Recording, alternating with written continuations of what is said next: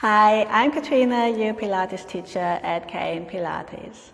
Today I would like to talk about how to make exercises in side lying the best they can be. So the most comfortable, the most effective, and there's quite a few tips and tricks I would like to share with you in this video. So let's begin.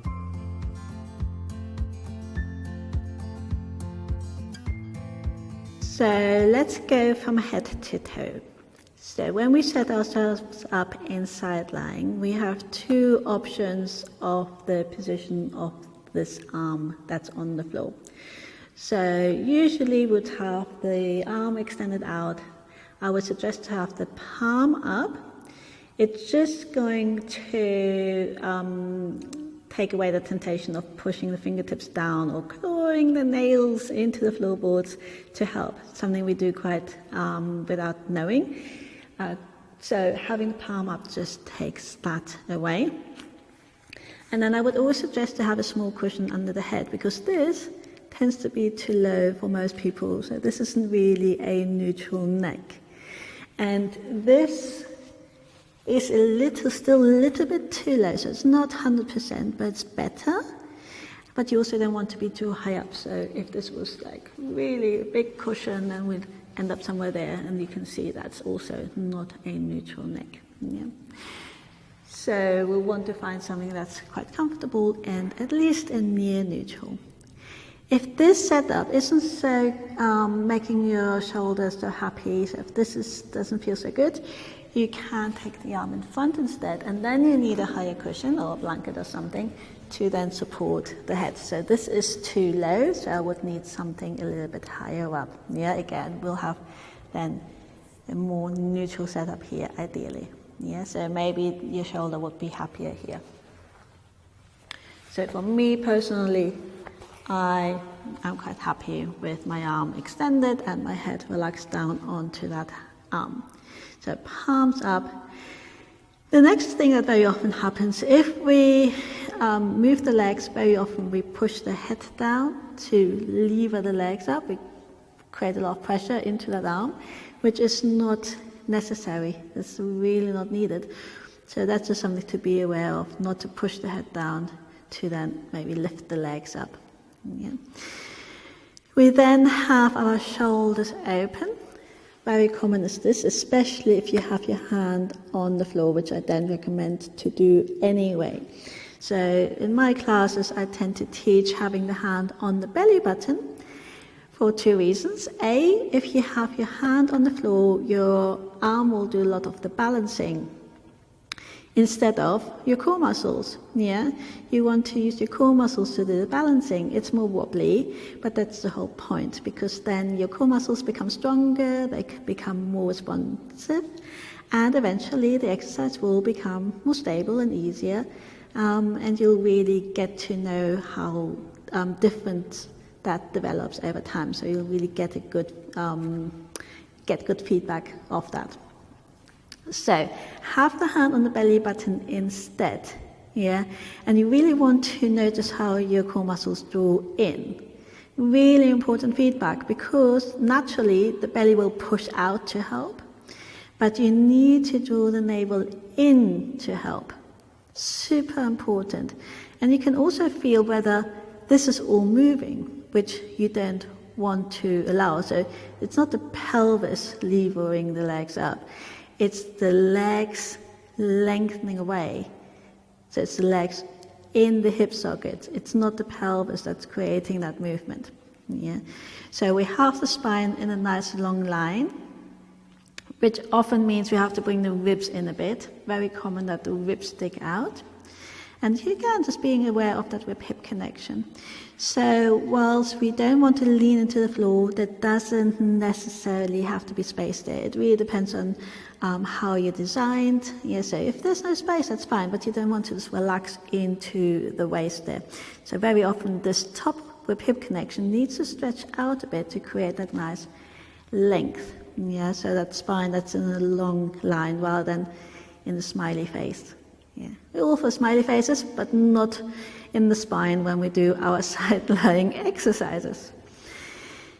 We then have the pelvis, which ideally is stacked. Very common is that we lean back or we lean forwards. So you really need to have one side right on top of the other side. The legs are just a fraction in front of you. So not too far forward, not at a really strong angle. They're just a tiny bit in front of you, and they stay that tiny bit in front of you. It's very common, especially if we do something like a double leg lift, that the legs, as we lift away, they disappear back behind us. We want to avoid that happening. It puts a lot of strain onto the lower back, and it's just not going to work in neutral, and the more challenging exercises will not have a good foundation. So we want to just have the legs just a tiny bit in front of us, and I teach these exercises with the feet flexed to start with. So some will point, some stay flexed, but I tend to teach setting yourself up with flexed feet. The reason for this is that the backs of the legs, you'll feel them stretch, you'll feel them much more stable. And they want to be both switched on. So very often we might work with the top leg, maybe doing circles, and the lower leg is sort of having a bit of a snooze there. That's not going to be helpful. And it's all much more wobbly. Everything is sort of going with it. Whereas if this leg is really strong, then there's a lot more stability just to do these sort of small circles, for example, but it's for any other exercise that uses a similar setup. Yeah. And then when we do, for example, go into a single leg lift, we lift as high as we can, using that range of movement, but not higher than we can in our neutral spine and pelvis. Yeah? So this setup stays still, and then the leg moves independently from the rest of the body. When we go into something like side kicks, we again want to keep the body quite still. It's not really about getting the leg to the furthest point if we can't support that through our center, so that would defeat the whole object of this. So very often I see in side lying that the body leans in opposition because it naturally wants to help balance out the leg. So here again, we just come back to the setup we started with, having the head relaxed down onto the arm and the shoulders open and the spine in neutral. Yeah. And then whenever it's more challenging, so taking the leg forwards, that's a bit more wobbly, we need to draw the navel in a bit more. And then we come back, we can release that centering. Then the leg goes up, that's not so wobbly, but we just make sure not to lean into the waist. And then the leg goes back. And a few things here.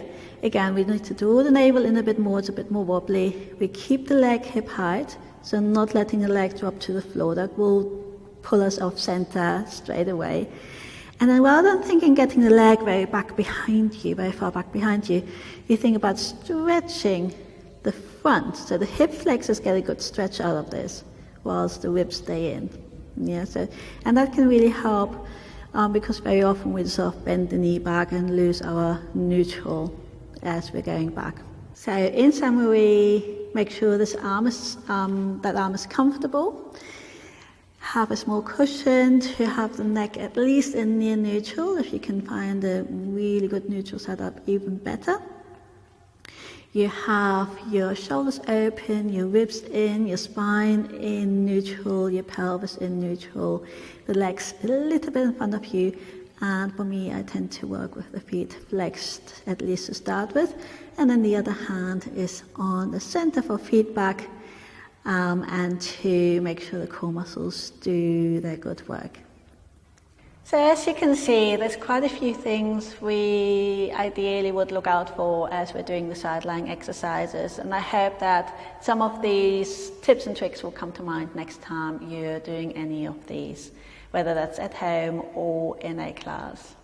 If you found this video helpful, please give it a thumbs up and also share this with your friends and family who might also find this helpful.